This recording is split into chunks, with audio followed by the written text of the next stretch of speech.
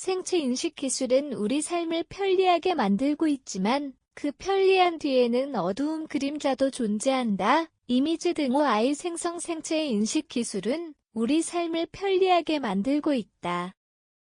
스마트폰의 잠금 해제, 공항의 자동 출입국 심사은행의 본인 인증까지 이미 생체 인식은 일상 속 필수 보안 기술이 됐다. 하지만 그 편리한 뒤에는 프라이버시 침해, 데이터 남용, 감시 사회화라는 어두운 그림자도 존재한다. 국내외 사례와 정책 동향을 통해 생체 인식 기술이 가진 양면성을 짚어본다. 편리함의 혁신이 인권의 균열을 만들 때 손끝으로 스마트폰을 열고 얼굴로 신원을 인증하는 세상. 우리는 이미 생체 인식 기술의 시대를 살고 있다. 비밀번호를 기억하지 않아도 되고 카드나 신분증이 없어도 된다. 그만큼 편리해졌지만 동시에 우리는 우리 자신을 데이터로 내어주고 있다. 생체 정보는 한번 유출되면 되돌릴 수 없다. 지문 홍채 얼굴은 비밀번호처럼 바꿀 수 있는 것이 아니기 때문이다.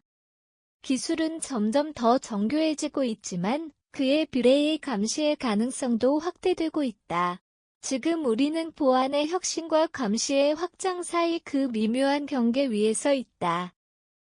보안의 패러다임을 바꾼 기술 생체 인식의 진화. 불과 몇 년 전까지만 해도 생체 인식은 미래 기술로 여겨졌다. 하지만 지금은 다르다. 스마트폰, 금융외로, 교육, 공공 서비스까지 모든 분야에 빠르게 확산되고 있다. 글로벌 시장 조사기관에 따르면 2024년 전 세계 생체 인식 시장 규모는 약 500억 달러를 넘어섰고 2030년에는 2배 가까이 성장할 것으로 예상된다. 특히 코로나19 팬데믹 이후 비대면 사회가 일상이 되면서 생체 인식 기술은 보안과 편리함을 동시에 제공하는 필수 인프라로 자리 잡았다. 그러나 기술 발전 속도에 비해 제도적 장치는 여전히 부족하다. 개인 고유의 신체 정보가 기업 서버에 저장되고 있지만 대부분의 사용자는 그 사실조차 제대로 알지 못한다. 편리함에 길들여진 사이 우리의 정보는 어디로 향하고 있을까? 당신의 지문과 얼굴 어디에 저장되고 있을까?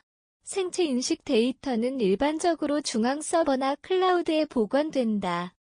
이제는 이 저장소가 언제나 안전하지 않다는 점이다. 2019년 영국의 보안업체 비오타리는 100만 건이 넘는 지문과 얼굴 이미지가 암호화되지 않은 채 노출되는 대규모 유출 사고를 겪었다.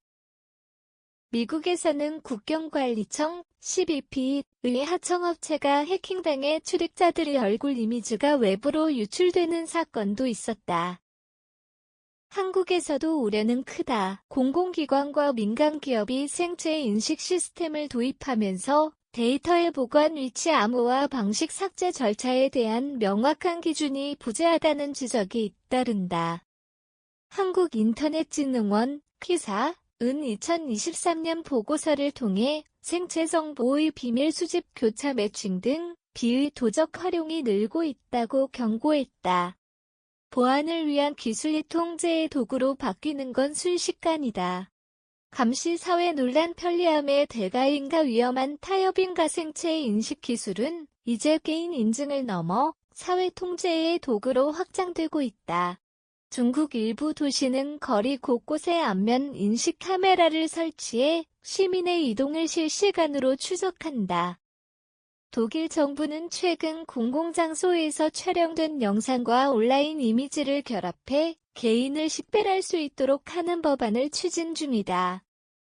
이 같은 움직임은 공공안전이라는 명분 아래 진행되고 있지만 인권단체들은 이를 디지털 감시 사회의 서막이라 경고한다. 실제로 유엔 인권이사회는 2022년 생체 인식 감시 기술은 표현의 자유를 억압할 가능성이 있다고 지적했다. 한편 기술의 알고리즘 편향 문제도 여전히 남아있다. 미국민 미디어랩 연구에 따르면 일부 얼굴 인식AI는 백인 남성에 비해 유색인종 여성의 인식률이 현저히 낮은 것으로 나타났다. 이런 편향은 범죄자 인식 공공감시 취업 심사 등에서 심각한 불공정으로 이어질 수 있다. 국내외 규제와 대응 균형점을 찾아서 한국은 개인정보보호법에서 생체정보를 민감정보로 규정하고 있다. 하지만 구체적인 보관기간 삭제 절차 데이터 이동 통제에 관한 세부 규정은 여전히 미흡하다. 전문가들은 생체정보의 범위와 활용 목적을 명확히 해야 한다고 입을 모은다. 이유는 한발 앞서 대응 중이다. 2024년 8월 제정된 EU 인공지능법 (AI)는 생체 인식 기술을 고위험군으로 분류하고 관련 기업에 엄격한 관리 의무를 부과했다. 또한 GDPR 일반 데이터 보호 규정은 생체 정보를 특별 범주 개인 정보로 취급하며 명시적 동의 없이는 활용할 수 없도록 규정하고 있다. 미국은 연방 차원의 통일된 법은 없지만 주 단위로 규제가 강화되는 추세다.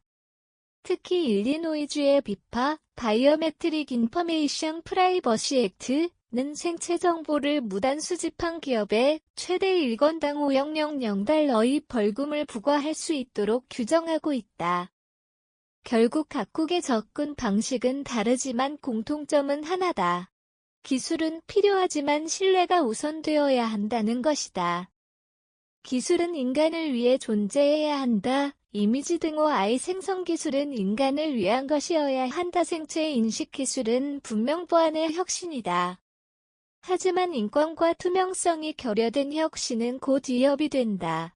지금 필요한 것은 더 정교한 기술이 아니라 더 믿을 수 있는 시스템이다. 사용자가 자신의 데이터를 직접 통제하고 기업과 정부는 이를 투명하게 관리해야 한다. 감시보다는 신뢰, 편리함보다는 권리의 균형이 중요하다. 기술은 인간을 위해 존재해야 한다.